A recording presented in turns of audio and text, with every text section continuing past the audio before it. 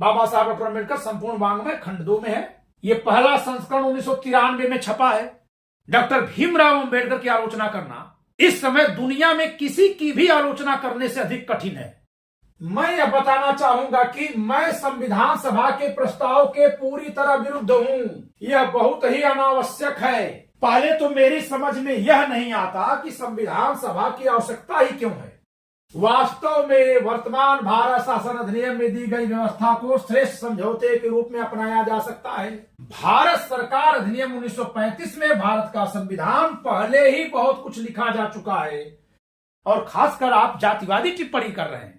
वह दिन दूर नहीं जिस दिन आपकी इन जातिवादी टिप्पणियों का ही एक कंपाइलेशन बना करके हम सुप्रीम कोर्ट में ले जाएंगे और हम मांग करेंगे कि ब्राह्मणों के खिलाफ जो जातिवादी टिप्पणी हो रही है उसको भी अपराध घोषित किया जाए। जी नहीं, हम ऐसी मांग नहीं करेंगे। हम कहेंगे किसी भी जात के खिलाफ जातिगत टिप्पणी को अपराध बनाया जाए, क्योंकि आदिवासी वर्ग के नेता आजादी की लड़ाई लड़े हैं। इस देश में अगर अंग्रेजों का सर्वाधिक दमन किसी पर चला तो आदिवासी समाज पर चला है। जबकि डॉक्टर भीमराव अम्बेडकर क्या करते हैं?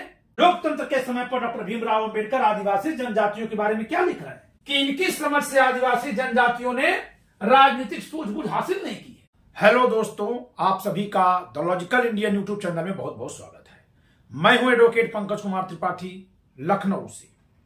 दोस्तों, आज मैं अपनी इस वीडियो में यह बताऊंगा कि 5 मई 1945 को अपने द्वारा दिए गए भाषण में डॉक्टर भीमराव अम्बेडकर ने सुस्पष्ट शब्दों में मना किया था और कहा था कि भारत के लिए किसी संविधान सभा की जरूरत ही नहीं है। बल्कि आपने यहां तक कहा है कि वर्ष 1935 का जो भारत शासन अधिनियम है उसकी ही कुछ धाराओं को हटा दिया जाए, हमारे पास ज्यों का त्यों एक संविधान मिल जाएगा। मैं अभी इन्हीं के वाङ्मय से उस पर चर्चा करूंगा, लेकिन आगे बढ़ूं इससे पहले कुछ बात आपको बता दूं। सबसे पहले डॉक्टर भीमराव अम्बेडकर को चाहने वाले, मानने वाले उनके समर्थकों से मेरा एक विनम्र अनुरोध है कि जब आप डॉक्टर भीमराव अम्बेडकर का लिखा पढ़ रहे हैं और आपको वही सुनाया जा रहा है जो डॉक्टर भीमराव अम्बेडकर ने खुद लिखा है, तो कम से कम मेरा आदर तो नहीं करेंगे आप, क्योंकि आपको गाली गलौज करना है। मूर्ति लगाकर तो अम्बेडकर की पूजा करेंगे आप, लेकिन भाषा आपकी कैसी है या आप खुद सोचिएगा। मुझे नहीं कुछ कहना है, मैं तो बहुत दूर बैठा हूं, आपकी उन गालियों को मैं नहीं लेता।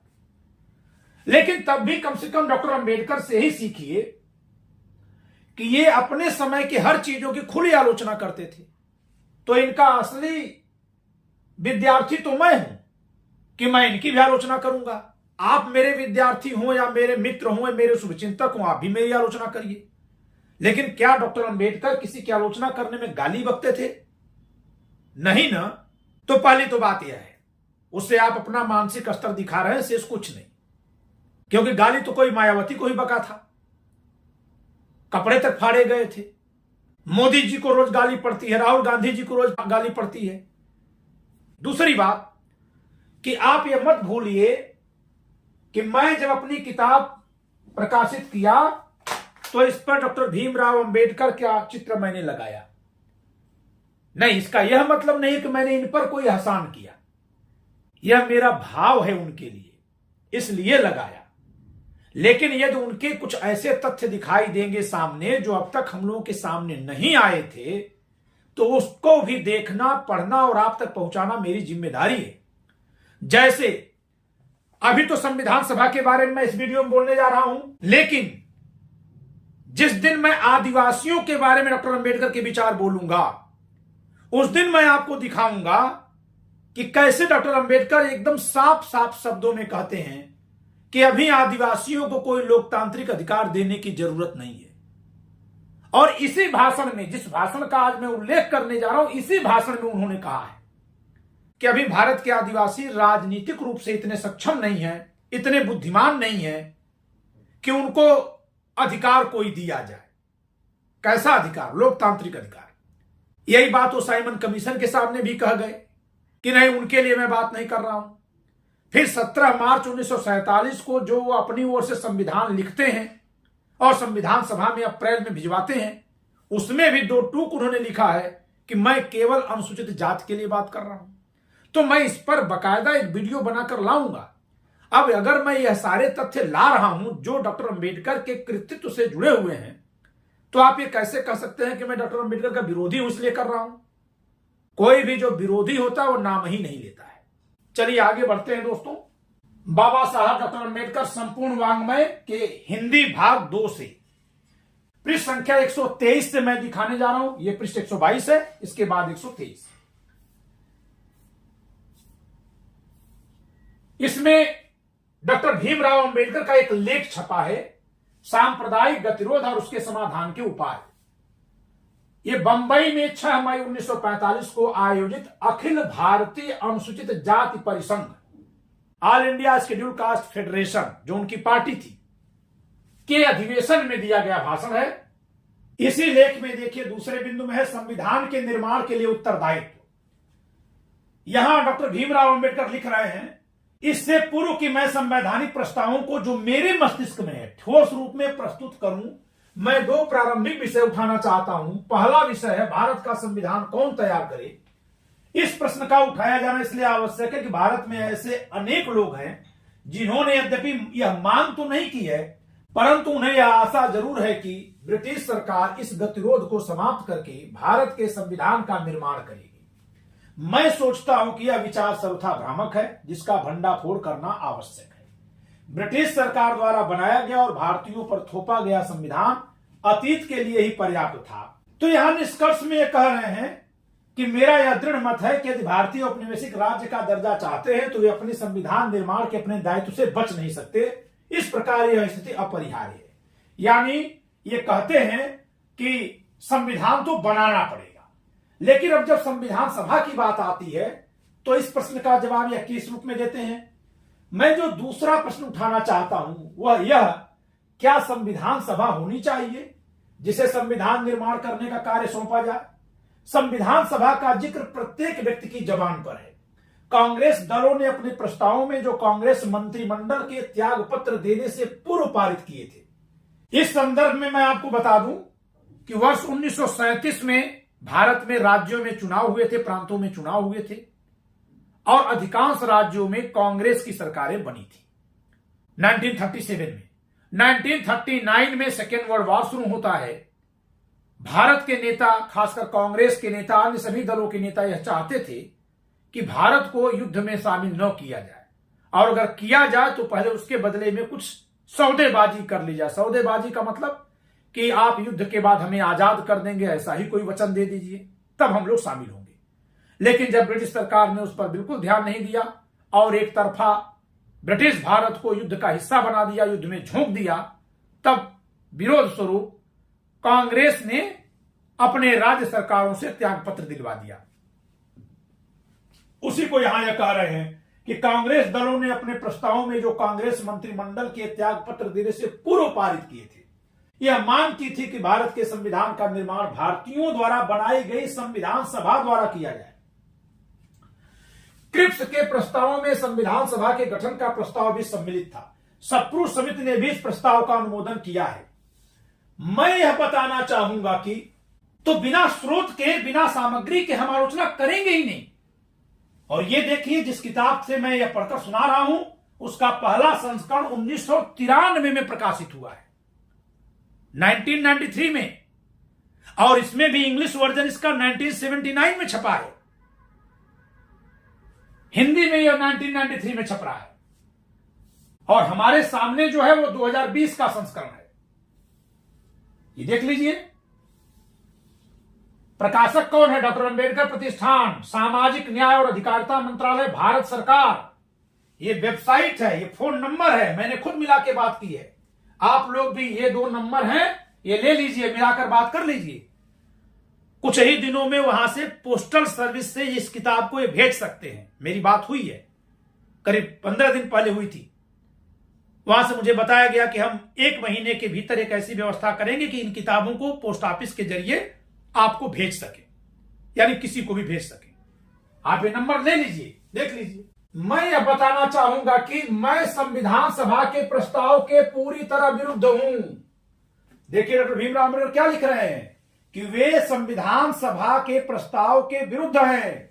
यह बहुत ही अनावश्यक है। मैं मानता हूं कि यह एक ऐसी खतरनाक योजना है जो इस देश को गृहयुद्ध में झोंक सकती है। पहले तो मेरी समझ में यह नहीं आता कि संविधान सभा की आवश्यकता ही क्यों है। आप देख लीजिए क्या लिख रहे हैं डॉक्टर भीमराव अंबेडकर। संविधान सभा का विरोध कर रहे थे। मेरी समझ से यह संविधान सभा का विरोध इसलिए कर रहे थे क्योंकि इनको पता था कि संविधान सभा में चाहे निर्वाचन की पद्धति जैसी भी रखी जाए, यानी संविधान सभा का चुनाव होगा, तो इनके लिए उस संविधान सभा में चुनाव जीत कर जाना मुश्किल होता, और हुआ भी है। इसी नाते अपना मूल इलाका जो महार बहुल इलाका है महाराष्ट्र का, उसको छोड़कर ये बंगाल में जाकर चुनाव लड़े हैं जोगेंद्र नाथ मंडल के कहने पर, और उनके सहयोग से ही ये जीत पाए हैं। बाद में जब वो इलाका पाकिस्तान में चला गया तो फिर एक कांग्रेस के सहयोग से चुनकर आए हैं।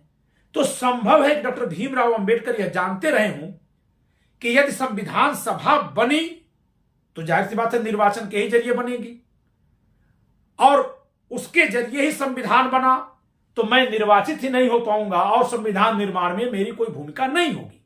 इसीलिए जो ये पहला प्रश्न बनाते हैं कि क्या संविधान बनना चाहिए कि नहीं बनना चाहिए, तो उस पर तो सहमत है कि हां संविधान बनना चाहिए।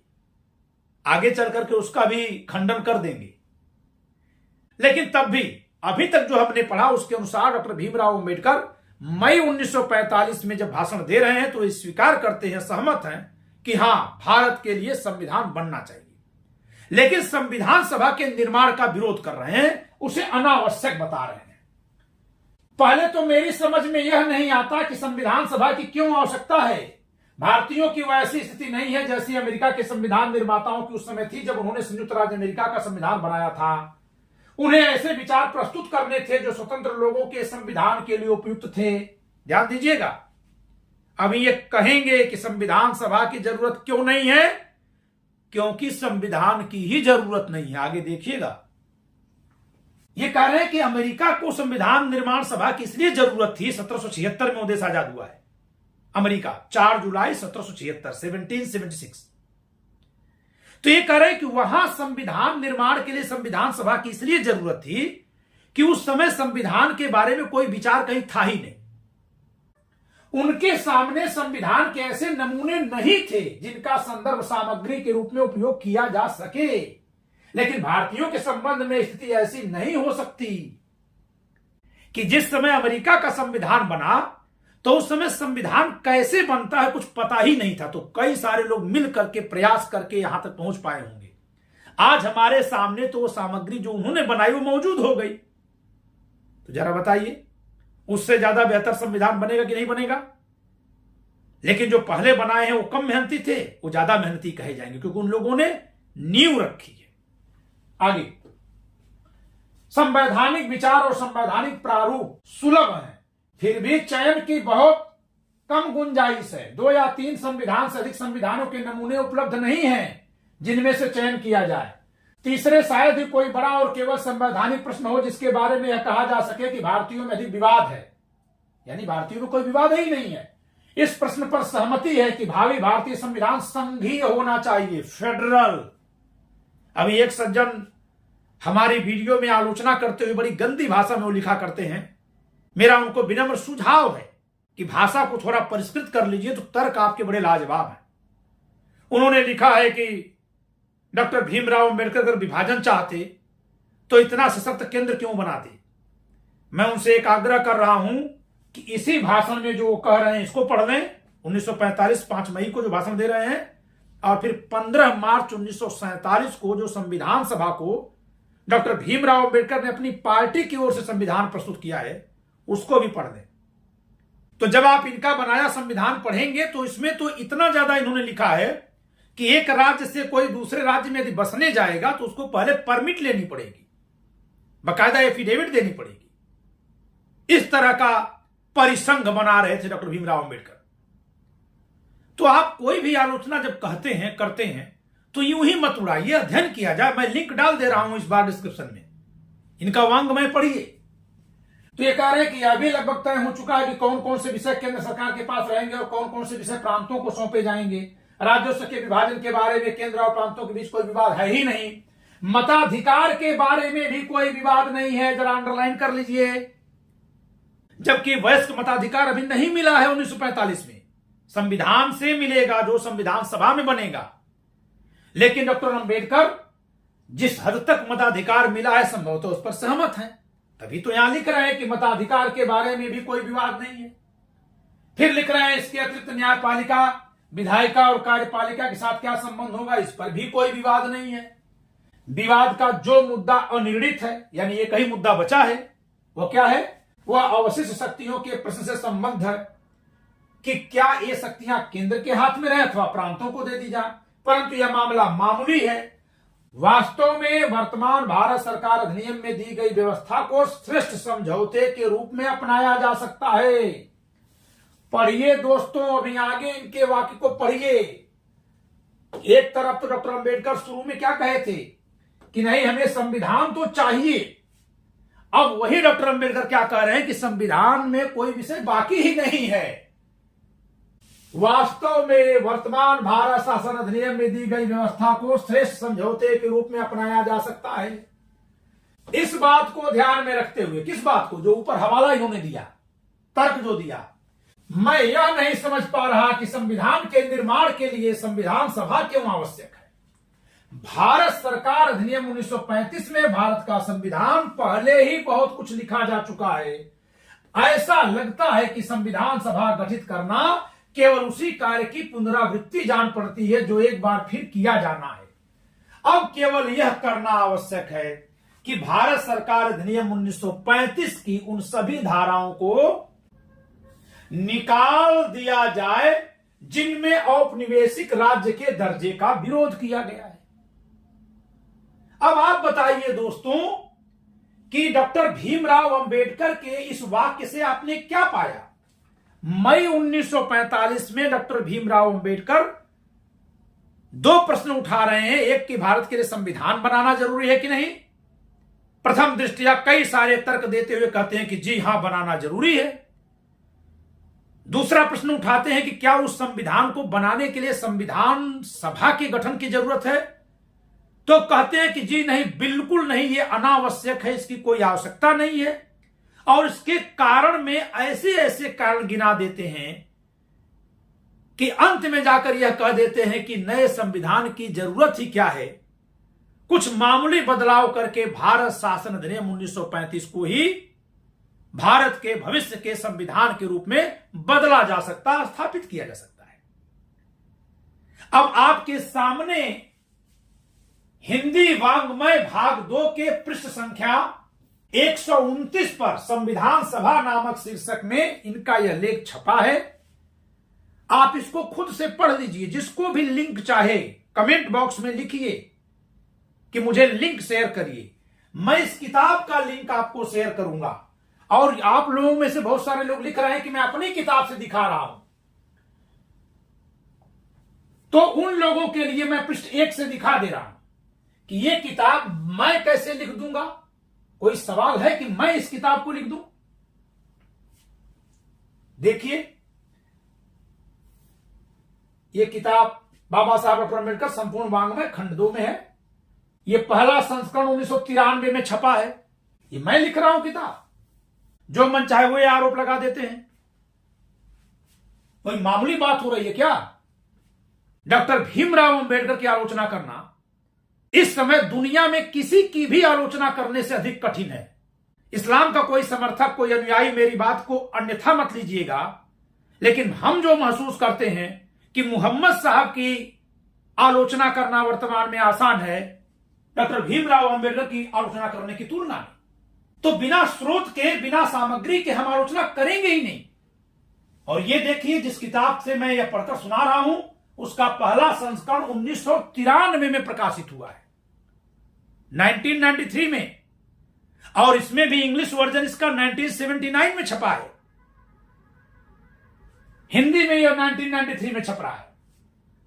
और हमारे सामने जो है वो 2020 का संस्करण है। ये देख लीजिए। प्रकाशक कौन है? डॉक्टर अंबेडकर प्रतिष्ठान, सामाजिक न्याय और अधिकारिता मंत्रालय, भारत सरकार। ये वेबसाइट है, ये फोन नंबर है, मैंने खुद मिला के बात की है। आप लोग भी ये 2 नंबर हैं, ये ले लीजिए, मिलाकर बात कर लीजिए। कुछ ही दिनों में वहां से पोस्टल सर्विस से इस किताब को ये भेज सकते हैं। मेरी बात हुई है, करीब 15 दिन पहले हुई थी। वहां से मुझे बताया गया कि हम 1 महीने के भीतर एक ऐसी व्यवस्था करेंगे कि इन किताबों को पोस्ट ऑफिस के जरिए आपको भेज सके, यानी किसी को भी भेज सके। आप ये नंबर ले लीजिए, देख लीजिए। ये देखिए कौन कौन लोग का नाम है। Doctor Thawarchand Gehlot, Shri Ramdas Athawale, Shri Krishanpal Gurjar, Shri Rattanlal Kataria, Shri R Subrahmanyam. ये देखिए कौन कौन लोग हैं, कोई मामूली लोग हैं इसमें। ये थावरचंद गहलोत मंत्री हैं उस समय के, सामाजिक न्याय अधिकारिता मंत्री भारत सरकार, जिस समय यह एडिशन छपा है। तो आप डॉक्टर भीमराव अंबेडकर के वांग्मय से मैं उन्हीं की बातों को आपको सुना रहा हूं। आप इस तरह से मत कह दीजिए कि अपने घर में लिखा सुना रहा है, और खासकर आप जातिवादी टिप्पणी कर रहे हैं। वह दिन दूर नहीं जिस दिन आपकी इन जातिवादी टिप्पणियों का ही एक कंपाइलेशन बना करके हम सुप्रीम कोर्ट में ले जाएंगे और हम मांग करेंगे कि ब्राह्मणों के खिलाफ जो जातिवादी टिप्पणी हो रही है उसको भी अपराध घोषित किया जाए। जी नहीं, हम ऐसी मांग नहीं करेंगे। हम कहेंगे किसी भी जात के खिलाफ जातिगत टिप्पणी को अपराध बनाया जाए, किसी भी जात की। संविधान सबको गरिमा का अधिकार देता है। इसी में यानी हिंदी वांग्मय 2 के पृष्ठ संख्या 146 पर ये देखिए जनजातियों के बारे में क्या लिख रहे हैं डॉक्टर भीमराव अंबेडकर। स्पष्ट है कि मैंने प्रस्तावों में आदिवासी जनजातियों को शामिल नहीं किया है, यद्यपि उनकी संख्या सिखों, आंग्ल भारतीयों, भारतीय ईसाइयों और पारसियों से अधिक है। मैं कारण बताना चाहता हूं कि मैंने अपनी योजना में उन्हें क्यों शामिल नहीं किया है। आदिवासी जनजातियों ने अभी तक कोई ऐसी राजनीतिक सूझबूझ हासिल नहीं की है जिससे वे अपने राजनीतिक अवसरों का सर्वोत्तम उपयोग कर सके। वे आसानी से बहुसंख्यक वर्ग अथवा अल्पसंख्यक वर्ग के हाथों का खिलौना बन जाते हैं, और इस प्रकार वे न केवल संतुलन बिगाड़ देते हैं बल्कि अपना भी कोई भला नहीं कर पाते। कौन कहता कि डॉक्टर भीमराव अंबेडकर जी आदिवासियों की लड़ाई लड़ रहे थे? जरा उनसे कहिए, दिखाएं। सीधे कह रहे हैं संतुलन बिगाड़ देते हैं। संतुलन बिगाड़ देते हैं क्यों कह रहे हैं? क्योंकि आदिवासी वर्ग के नेता आजादी की लड़ाई लड़े हैं। इस देश में अगर अंग्रेजों का सर्वाधिक दमन किसी पर चला तो आदिवासी समाज पर चला है, और इस नाते आदिवासी समाज के लोग अंग्रेजों से बहुत नफरत करते थे। जबकि डॉक्टर भीमराव अंबेडकर क्या करते हैं? ये हिंदू समाज से नफरत करते हैं। नफरत करते हैं, जी हां करते हैं, हर समय वही बात करते हैं, सारी समस्या के उन्हीं को जिम्मेदार बनाते हैं। एक बार भी डॉक्टर भीमराव अंबेडकर जरा बता देते कि कितने दलितों को अंग्रेज जमींदार बनाकर चले गए। बनाना चाहिए था ना उनको। अरे हम आप सब लोग मिलकर समस्या की जड़ तक चलें और उसका समाधान खोज कर लाएं, यही तो करना है ना। वो राजतंत्र था जब दमन हुआ था, ये लोकतंत्र है जबकि सबके उत्थान की बात होती है। लेकिन लोकतंत्र के समय पर डॉक्टर भीमराव अंबेडकर आदिवासी जनजातियों के बारे में क्या लिख रहे हैं कि इनकी समझ से आदिवासी जनजातियों ने राजनीतिक सूझबूझ हासिल नहीं की है। वे आसानी से बहुसंख्यक वर्ग के या अल्पसंख्यक वर्ग के हाथों खिलौना बन जाते हैं। ये उचित है? ये मानव गरिमा वाला वाक्य है? तो हम क्या कर दें, पढ़ दें कि नहीं डॉक्टर भीमराव अंबेडकर ने ठीक लिखा है? जो उन्होंने लिखा है वो आपके सामने है। इस पर भी मैं एक पूरी वीडियो बनाऊंगा कि आदिवासियों के संदर्भ में उनके क्या विचार रहे हैं शुरू से आखिरी तक।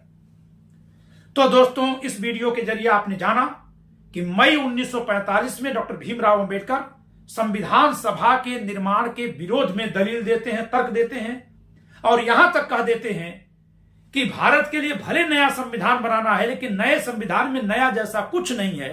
भारत शासन अधिनियम 1935 में ही मामूली फेरबदल करके कुछ धाराओं को हटा देना है, कुछ छोटी मोटी बातें केवल जोड़ देनी है, और उतने से वो तैयार हो जाएगा। अब आप मुझे एक सवाल का जवाब दीजिएगा कि क्या भारत शासन अधिनियम 1935 में मूल अधिकार लिखे थे? क्या उसमें नीति निर्देशक तत्व लिखे थे? इसीलिए जो लोग शोर मचाने लगते हैं कि अरे आपने कैसे आलोचना कर दिया, आपने कैसे आलोचना कर दिया, दरअसल आपको केवल डॉक्टर भीमराव अंबेडकर को ही पढ़ने का मौका मिला, या आपने उन्हीं तक पढ़ाई करी, या आपने वहीं तक अपने को सीमित कर दिया। हमने सबको पढ़ा, डॉक्टर भीमराव अंबेडकर को सबसे कम पढ़ा था। अब तो सही से पढ़ रहा हूं पूरी तरह से, क्योंकि मुझे लगता था कि डॉक्टर भीमराव अंबेडकर के बारे में जो मंचों पर सुनाया जा रहा है उससे उनके बारे में हम पढ़ ले रहे हैं। शेष अन्य लोगों के बारे में किताब से पढ़ना तो किताब से पढ़ लिया था। लेकिन जब मंच की बातें और किताब की बातों में मतभेद होता था, तथ्य भेद होता था और मंचों से नफरत आती थी बाबा साहब के नाम पर, तब मैंने पढ़ना शुरू किया। अब सब कुछ दिखाई दे रहा है। बहुत मुश्किल से पंडित जवाहरलाल नेहरू विपक्षी नेताओं को, जिसमें डॉक्टर भीमराव अंबेडकर भी हैं, को संविधान सभा बनवाने पर राजी कर पाए थे। और राजी कैसे कर पाए थे? अंग्रेजी सरकार राजी हो गई तो सबको राजी होना ही पड़ा। तो दोस्तों, डॉक्टर भीमराव अंबेडकर के 5 मई 1945 को दिए गए भाषण से मैंने आपको वह अंश उद्धृत किया। आपको यह कैसा लगा, इस पर कमेंट के जरिए अपनी प्रतिक्रिया जरूर दीजिएगा। सब लोग एक साथ मिलकर चलें, यही भावना है हमारी। पूरा समाज एक साथ चले, देश में मुद्दों की राजनीति हो, सबका समुचित मूल्यांकन हो, इसी भावना से मैं इन वीडियोस को बना रहा हूं। इस वीडियो में इतना ही। वीडियो लाइक करिएगा, शेयर करिएगा, चैनल सब्सक्राइब न किया सब्सक्राइब करिएगा। जय संविधान।